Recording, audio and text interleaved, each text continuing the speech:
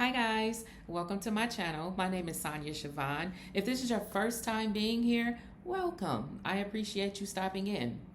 I am a certified life coach and I specialize in domestic violence, narcissistic abuse, and oppression. Like I mentioned, I am a certified life coach. However, what qualifies me the most is that I have dealt with these issues in my own relationships and have overcome them. And I will be sharing some of the strategies and techniques that I use to overcome these abusive relationships.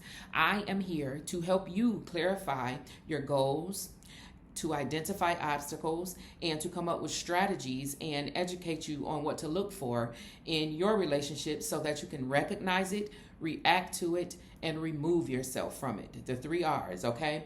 A lot of my encouragement and advice and knowledge will be Christian based on Christian beliefs and views. So if that's not something that you're into, then you might not want to stick around. However, I welcome everybody, and I encourage you to stick around because I may say something that may resonate with you. Okay, so with that being said, today's topic is going to be behavioral and character traits of a manipulator. Now, if you are familiar with my videos, if you've watched a few of them, lately I've been talking about narcissistic abuse, domestic violence, and oppression.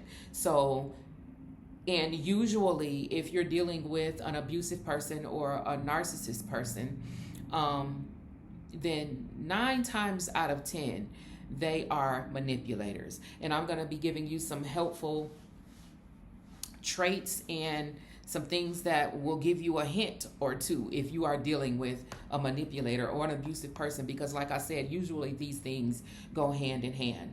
Okay, number 1 would be lie of commission. Now, this would be deliberately lying to deceive someone, and their main purpose is to gain advantage in any situation. People who are comfortable with telling outright lies are most likely manipulators. Now, don't get me wrong, because everybody lies.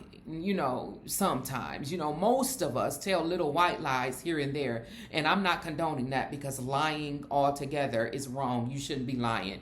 And if it's a little white lie, then that pretty much means that it's something so small and minute, then what you lying about it for anyway, is what I'm saying.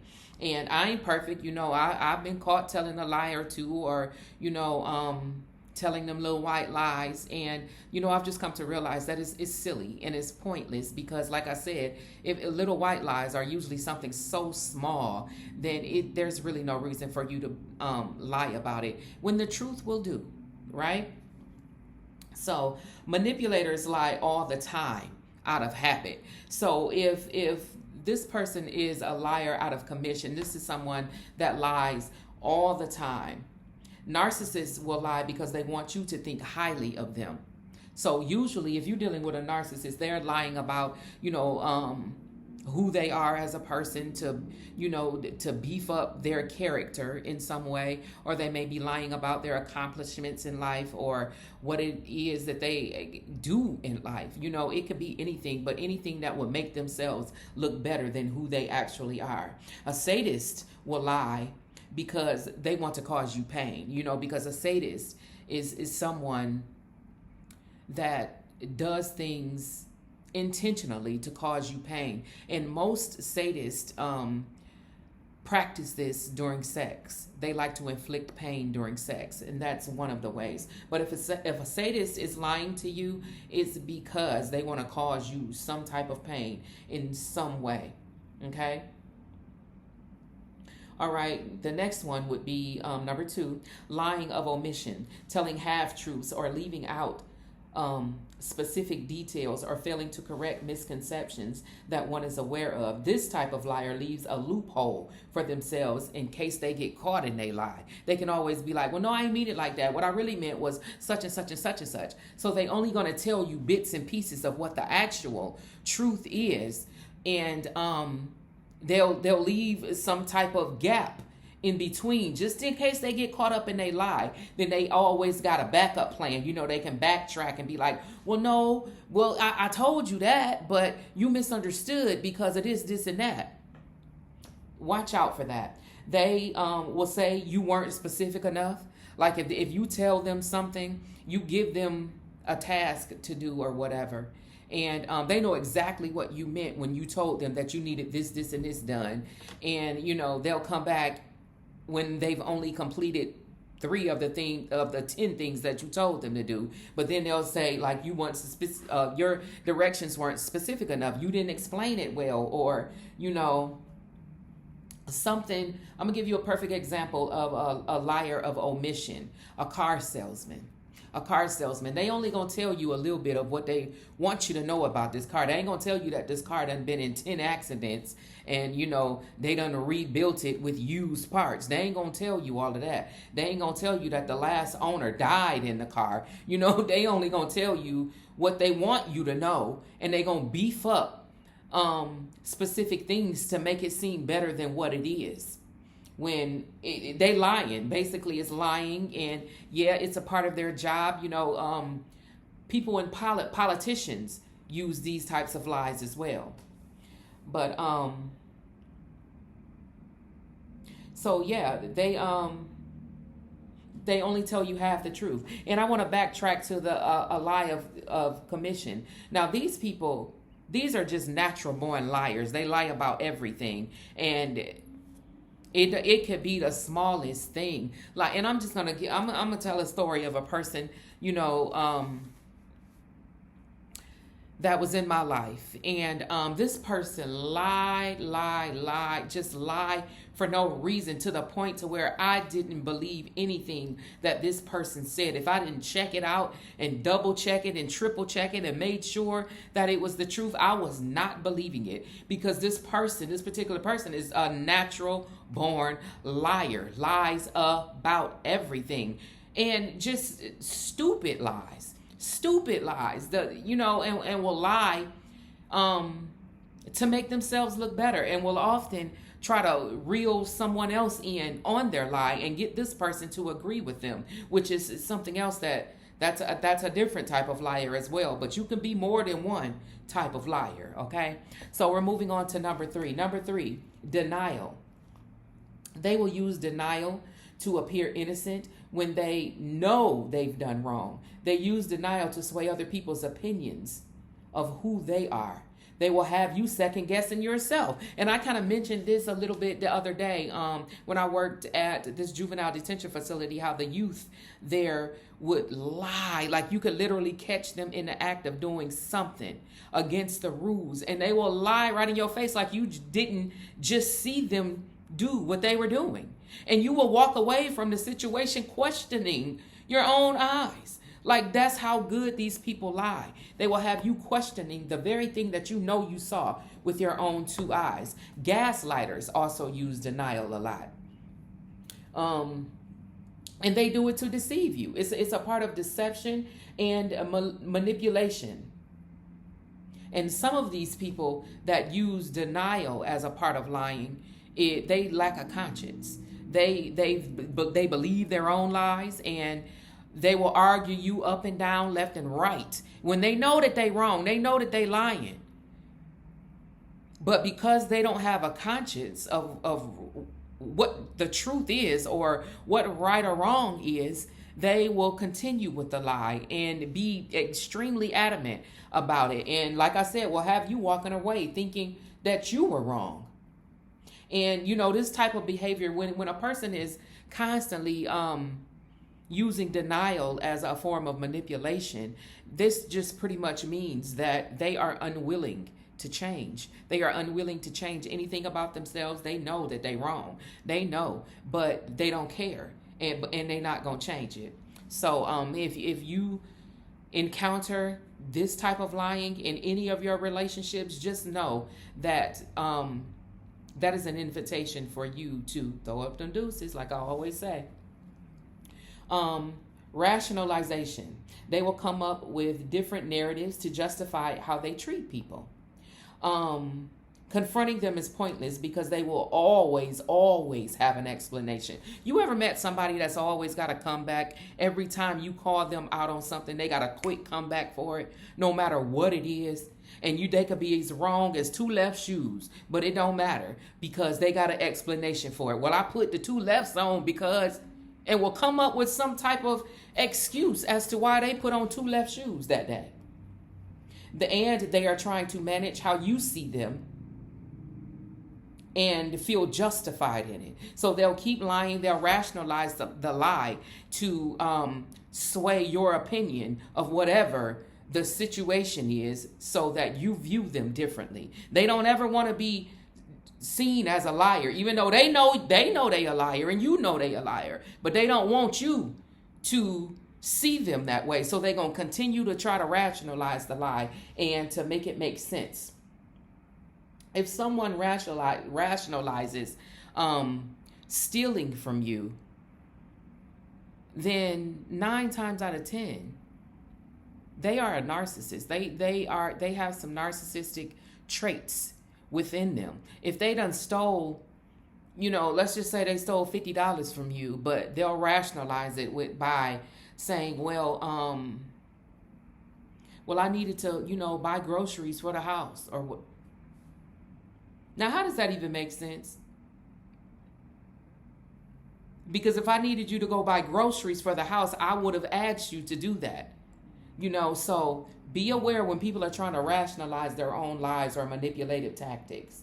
When you encounter these people, be aware, because eventually they're going to use these same manipulation tactics on you.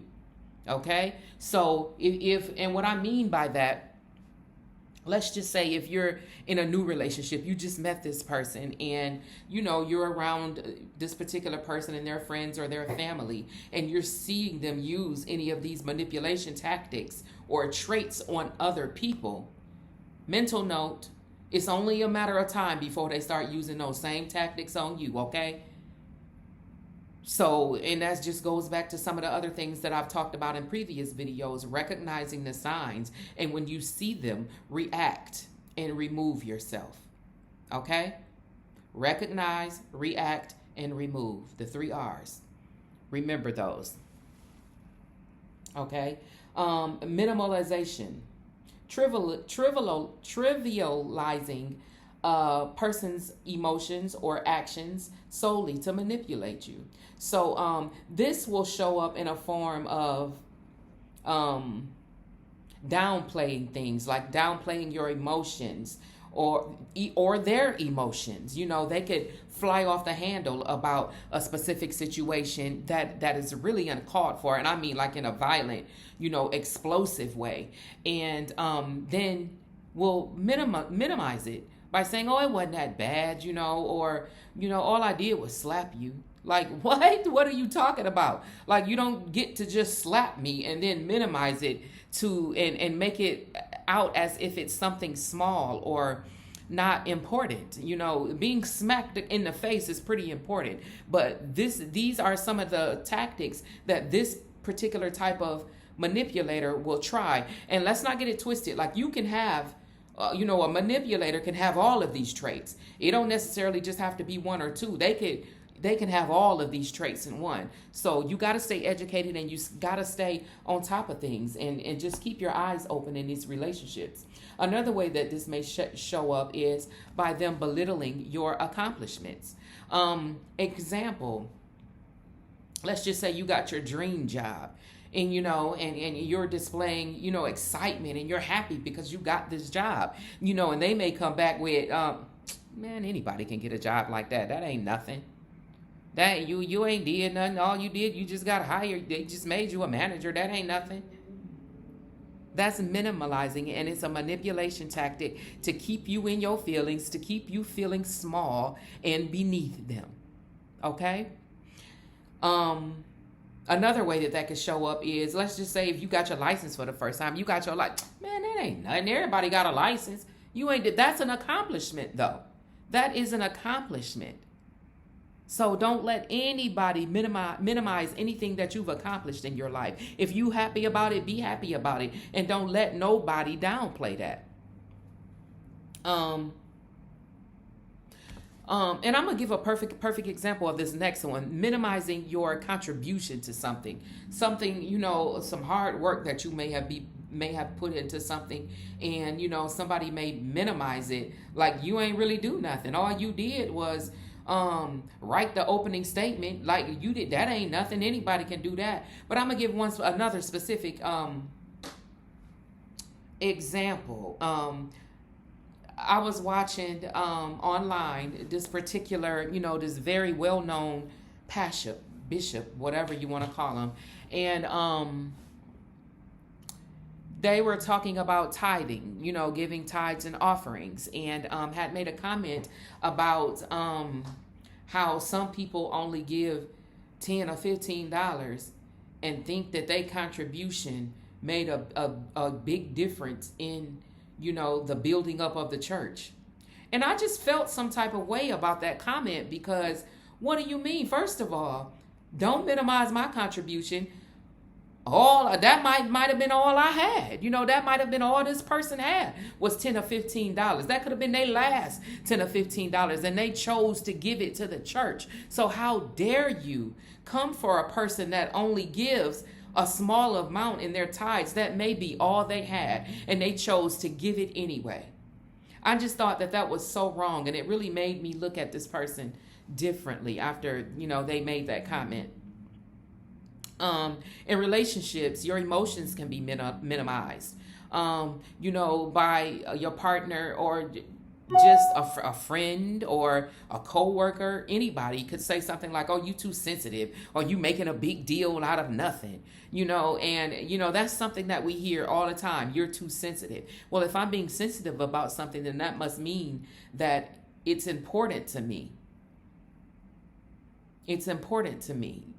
Because if I wasn't showing any type of emotion about it, then I don't care about it. But people will minimize your emotions and your feelings, how you feel on things, how you feel about things, by saying stuff like that. So watch out for that. And in relationships, a woman might call her partner, her dude, might call him soft, or he a punk if he's showing too much emotion, which I think is absolutely absurd. Why do you want a partner that has no emotions, that is emotionally unavailable, that is desensitized to everything, and puts up a facade of bravery and trying to be more manly than they are in specific situations?